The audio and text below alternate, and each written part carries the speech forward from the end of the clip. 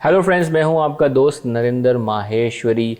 आज का ये वीलॉग जो है उस हॉट टॉपिक के हवाले से है जिसको लेके बहुत सारे जो हमारे दोस्त हैं वो परेशान हैं और जो है बहुत सारे सवालात जो है वो इससे रिलेटेड जो है हमसे पूछ रहे होते हैं। वो है फ्रेड का जो है वो बहुत ही ज़्यादा इंक्रीज हो जाना। जो फ्रेड जो है वो $2200-2300 चल रहा था, अब वो फ्रेड $7000 तक जो है वो पहुंच गया है।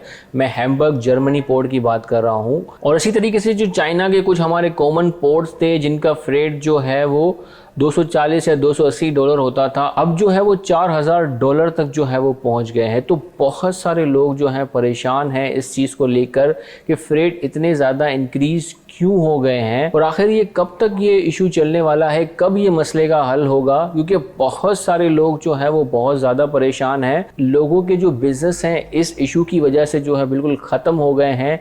नए जो इम्पोर्टर और एक्सपोर्टर हैं इस तरह की सिचुएशन के अंदर अपने बिजनेस को जो है वो कंटिन्यू नहीं कर पा रहे हैं। नए इंपोर्टर और एक्सपोर्टर की बात को तो छोड़े, जो पुराने इंपोर्टर और एक्सपोर्टर हैं वो भी इस मार्केट के अंदर जो है वो बड़ी मुश्किल से काम कर रहे हैं। बहुत सारे इश्यूज हैं, एक एक करके बात करेंगे। सबसे पहले ये जानने की कोशिश करेंगे कि आखिर क्यों इतने ज़्यादा फ्रेड बढ़ गए हैं, इसके पीछे क्या रीज़न है। और एंड में हम बात करेंगे कि ये मसला आखिर कब तक चलेगा, कब तक आप उम्मीद रख सकते हो कि ये फ्रेड जो है वो कम होना शुरू होंगे। तो दोस्तों चलते हैं और पॉइंट वाइज एक एक करके डिस्कस करते हैं कि आखिर क्यों जो है ये फ्रेड इतना ज़्यादा बढ़ा, ये समझने की हम कोशिश करते हैं। देखिए दोस्तों, इन तमाम चीज़ों की जो शुरुआत होती है वो 2020 से होती है। जैसे आप सबको पता होगा कि कोविड-19 जो है वो उसी साल के अंदर जो है वो आया था 2020 के अंदर। तो तभी से जो है ये मसला जो है वो होना शुरू हो गया था। और जो शिपिंग इंडस्ट्री थी, कोविड-19 से सबसे ज़्यादा इफ़ेक्ट होने वाली इंडस्ट्रीज़ में से जो है ये शिपिंग इंडस्ट्री भी जो है उसके अंदर शामिल थी। तो सबसे पहले रीज़न की बात करें जिसकी वजह से जो है वो इतने ज़्यादा प्राइसेस बढ़े हैं, तो वो है जो ऑयल की प्राइस है वो बहुत ज़्यादा जो है वो बढ़ गई थी। अब ये कैसे बढ़ी थी इसको समझने की कोशिश करते थे। जब 2020 के अंदर जब ये कोरोना वायरस जो है ये आया, पूरी दुनिया के अंदर फैला और पूरी दुनिया जो है वो एकदम से बंद कर दी गई। तमाम कंट्रीज ने जो है वो काफ़ी रिस्ट्रिक्शन लगा दी। तो जितने भी जो बड़े बड़े जो ऑयल प्रोड्यूसिंग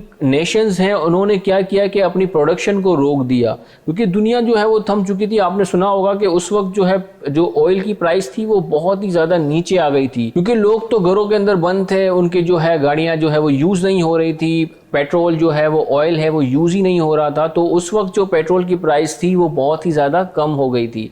और जो ऑयल कंपनीज़ हैं उन्होंने अपनी प्रोडक्शन भी जो है वो बहुत ही ज़्यादा कम कर दी, क्योंकि इसकी डिमांड ही नहीं थी। तो वो क्या करेंगे, अगर वो डिमांड नहीं है, वो अपनी सप्लाई बढ़ाते जाएंगे तो उसकी प्राइस जो है वो बहुत ही ज़्यादा कम हो जाएगी। तो उन्होंने क्या किया, अपनी प्रोडक्शन को जो है वो कम कर दिया, बहुत ही ज़्यादा कम कर दिया। जब हालात ठीक होने लगे और इन रिस्ट्रिक्शन को जो है वो कम किया गया तो दुनिया खुलने लगी। जो ऑयल की जो डिमांड थी वो बहुत ही ज़्यादा तेज़ी से जो है वो ऊपर जाने लगी, लेकिन वो जो प्रोड्यूस कर रहे थे वो उतनी तेज़ी से वो प्रोड्यूस नहीं कर पा रहे थे जितनी ज़्यादा उसकी डिमांड थी।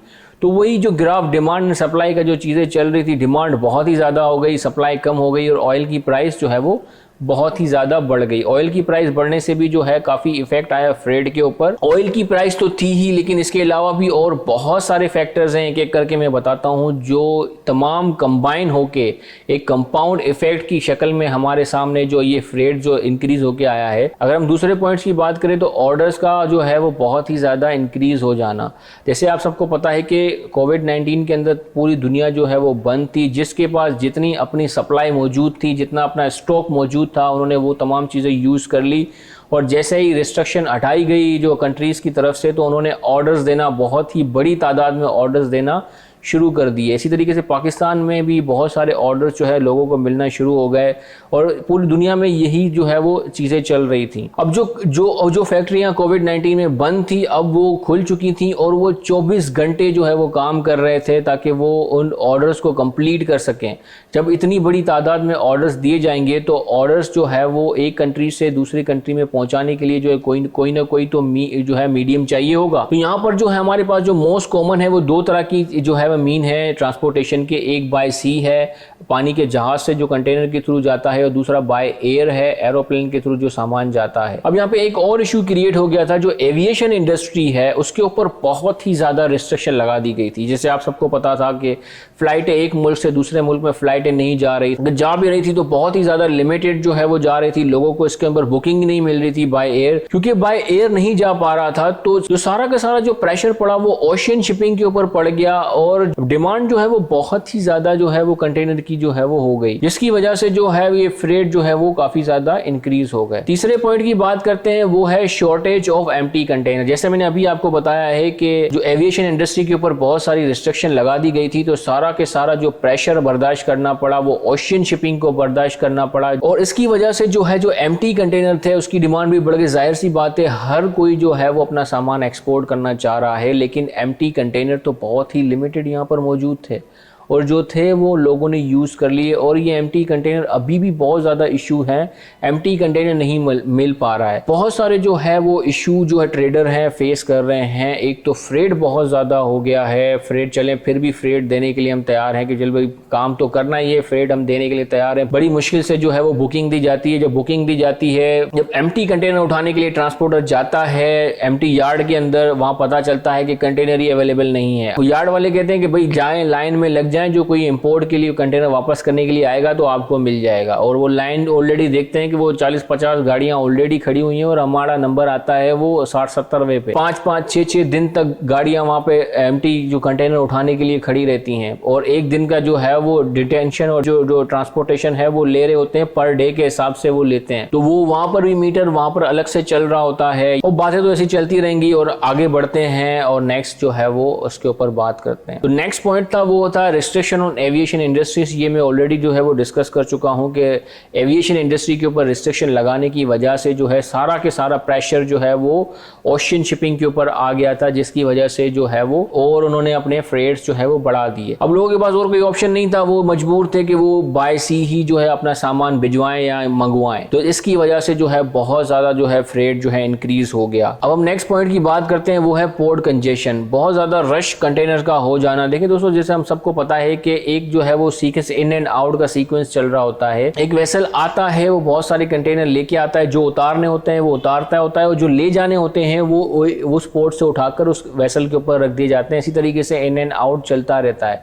लेकिन कोविड-19 की वजह से जो है वो बहुत सारे पोर्ट जो है इफेक्ट हुए थे, इस वजह से कि कंटेनर वहाँ बहुत ही ज़्यादा पड़े थे, वेसल वहाँ नहीं पहुँच पा रहे थे, या पहुँच भी रहे थे तो डिले पहुँच रहे थे, या और भी जो कंट्रीज़ हैं वो अलग अलग रिस्ट्रिक्शन लगा रही थी कि वेसल जो है वो क्वारंटाइन होके वहाँ पे आएगा, बाय सी में जो है वो कुछ दिन ठहरेगा, फिर वो यहाँ पर आएगा, और इस तरह के बहुत सारे जो है वो रिस्ट्रिक्शन वो लगा रहे थे, जिसकी वजह से बहुत ही ज़्यादा पोर्ट पे कंजेशन जो है वो हो रहा था। देखिए ये वो चीज़ें थी जिनकी वजह से जो है फ्रेट बहुत ज़्यादा इंक्रीज़ हुआ। देखिए एक और चीज़ भी जो है एग्जाम्पल्स के थ्रू मैं समझाने की मैं आपको कोशिश करता हूँ, थोड़ा बहुत आप समझ जाओ। अब फर्ज कर लेते हैं कि मैं जो है एक शिपिंग कंपनी का मालिक हूँ, और मेरे पास टोटल बड़े जो है वो 200 जो है बड़े बड़े पानी के जहाज़ हैं जो फुल अपनी कैपेसिटी के अंदर चल रहे हैं।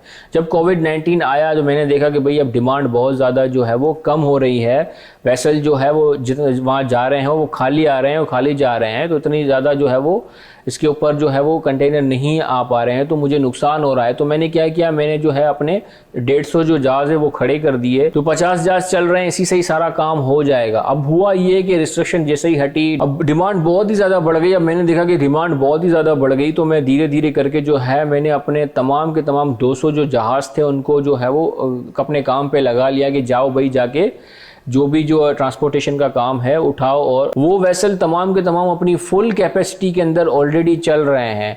जितना उनके ऊपर लोड किया जा सकता है वो लोड कर रहे हैं, लेकिन डिमांड इतनी ज़्यादा है कि वो पूरा ही नहीं कर पा रहे हैं। अब यहाँ पे एक और सवाल पैदा होता है कि भाई अगर इतनी ज़्यादा डिमांड है तो फिर आप नए पानी के जहाज़ को जो है वो क्यों ऑर्डर नहीं कर लेते हो? डिमांड बहुत ज़्यादा है तो फिर आप उसको ऑर्डर करें। देखिए दोस्तों, ये जो बड़े बड़े जो पानी के जहाज़ होते हैं, वेसल होते हैं, वो ये कुछ दिनों के अंदर या कुछ महीनों के अंदर नहीं बन जाते हैं, इनको टाइम लगता है। एटलीस्ट अगर एक जहाज़ जो है अगर उसको फुल कैपेसिटी के अंदर अगर हम करें तो वो 2 से 2.5 साल लग जाते हैं एक जहाज़ को जो है वो कंप्लीट होने के अंदर। और जहाँ तक मेरी इन्फॉर्मेशन है, और बहुत सारी शिपिंग कंपनीज ने जो है वो ऑलरेडी इन जहाज़ों के ऑर्डर्स दे दिए हैं। अब सवाल ये पैदा होता है कि जो मैंने वीडियो के स्टार्टिंग में ही जो है पूछा था कि ये मसला कब तक चलेगा, क्योंकि हम जो है काफ़ी महीनों से सुनते आ रहे हैं कि ये मसला हल हो जाएगा, अगले महीने हल हो जाएगा, अगले महीने हल हो जाएगा। ये अगले महीने करते करते पूरा साल गुजर गया, लेकिन ये मसला हल नहीं हुआ।